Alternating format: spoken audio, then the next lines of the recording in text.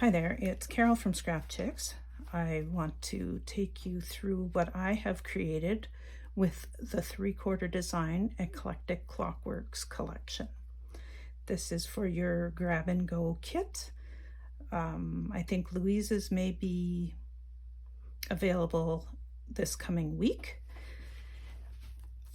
In any case, I have created a 6x6 card. I've created a tag, and I've created a 2-page folio. Now the pieces that you get in your kit are going to be 12 by 12 papers, but this folio is actually made from 8.5 by 11 paper. So basically you're going to cut your paper down to 8.5 by 11. This is one sheet. You're going to score it, and the instructions will be included. This is the second sheet. Again, you're going to score it. You're going to do some folding, of course. All these instructions are going to be included in your kit. Okay. As well, I'm going to take you through a little demo of how to create this multi-pocket insert. Now you can see by some of the inserts that I've put in here, I've never glued the entire embellishment down. I've always left something so you could tuck a photo or some journaling underneath.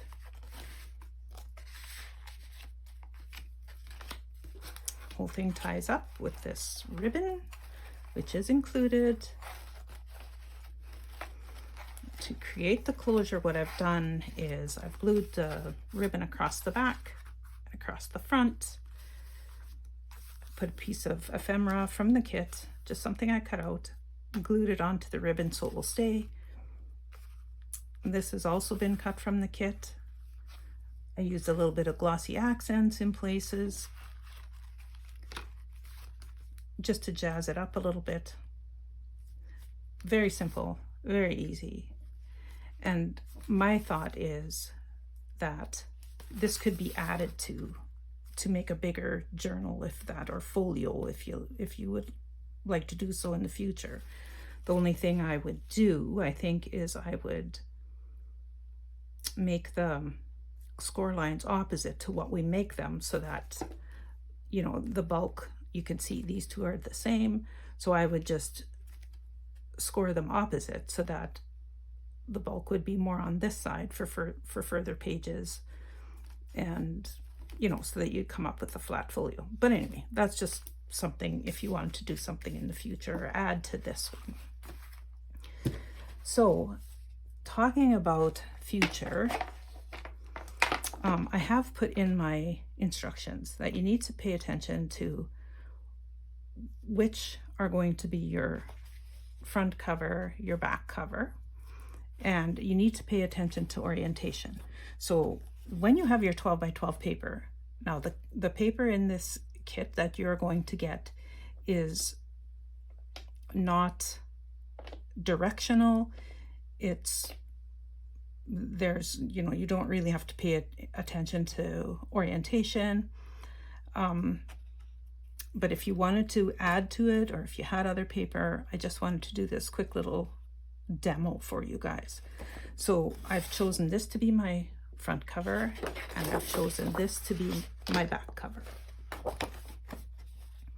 So we know we want the height of the journal to be 8.5 inches. So we'll cut that guy at 8.5. And then we want it to be 11.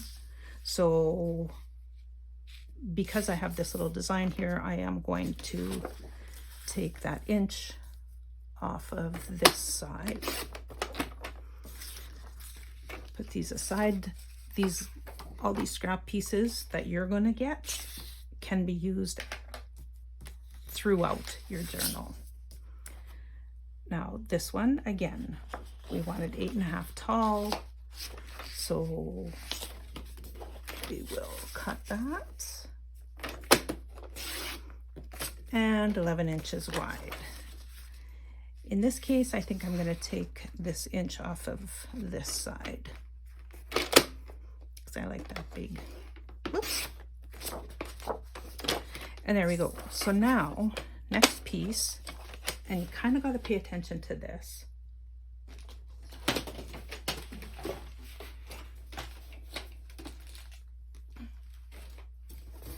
Next bit is the scoring. So in the instructions, I've said piece 1, you're going to score it at 3.5 and at 8.5. Okay, 3.5, 8.5. Piece 2, you're going to now score at 2.5 and 7.5. Okay.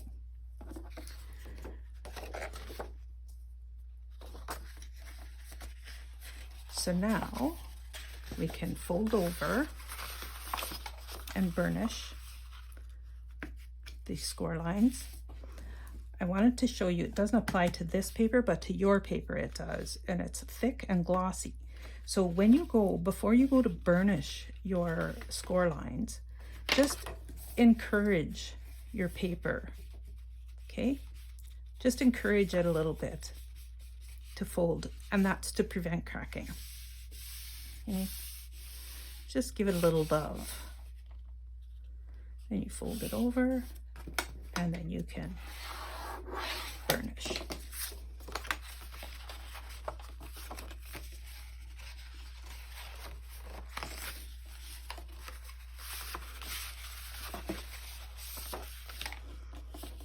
Again, it doesn't apply to this paper, so I can do this a little quicker.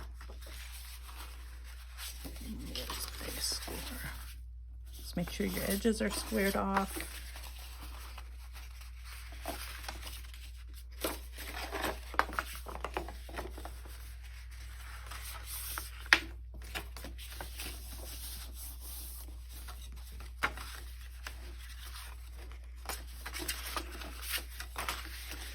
So in my example, I have the larger flap over top. You can have it either way. It doesn't really matter.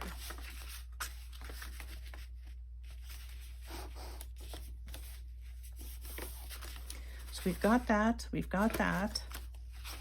Now to attach this piece, oops, folded this the wrong way. So to attach this piece to the back and to create that little pocket, you're just going to run a bead of glue along here,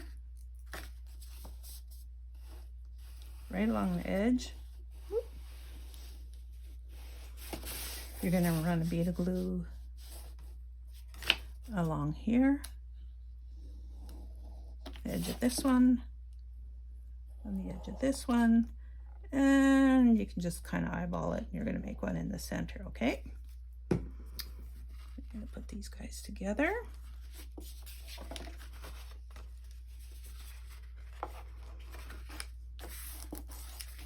And once that dries, you're going to have, see, pockets. Okay? So it's just important for you to remember which way, where you want your pieces, so that you have your orientation is correct. Okay? And that's it to the folio. I mean, really, that's the meat of it, really.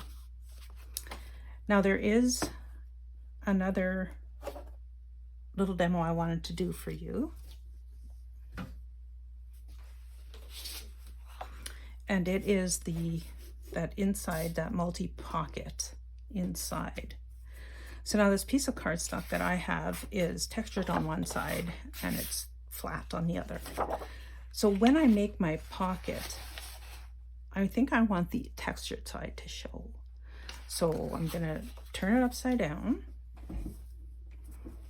and I'm going to take the bottom right corner, and I'm gonna fold it up. I'm going to bring it up to the top so you have this little square up here.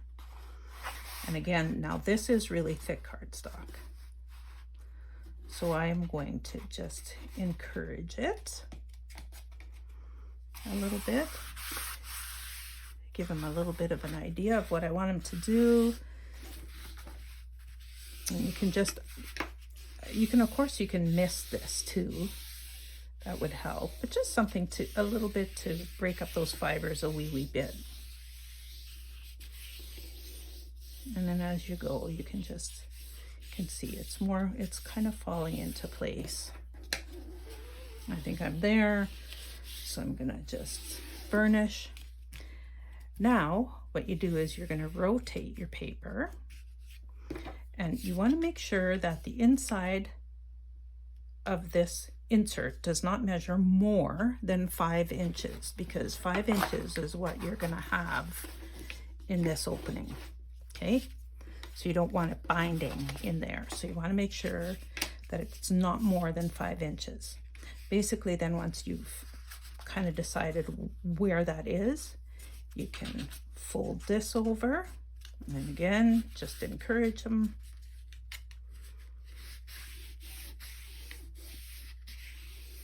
Put that paper down.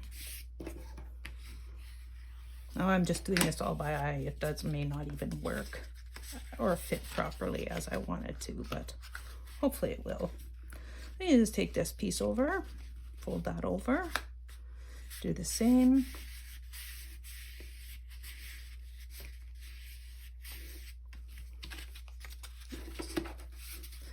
Give that guy a little burnish. Okay, then you just tuck this into here. And of course you don't want your bottom open, so just take a little bead of glue here.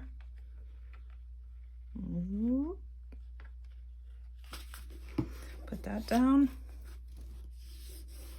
hold it till it's secure.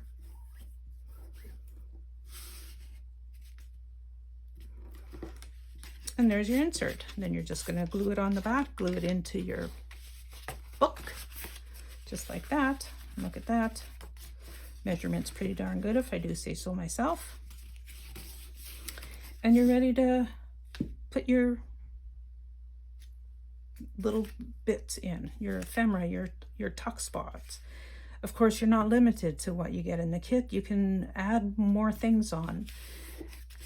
And talking about not being limited as to what is in the kit, the chipboard pieces that everybody's going to get. Now remember, they're all going to be different, but they are from the package. I think it was a 49 in Market Starlight Dreams, and it actually matched quite nicely with the paper in the kit. And Miss Gwen saw that, because I would have never done. Just goes to show you, look around what you have, and you can always add more things to it. So those pieces can come from a different, again, like I said, they come from a different line altogether, not even the same manufacturer. And so there you go. Now the other thing I did think of is you could put a waterfall in here if you wanted to add more spots, and again, you can add to it.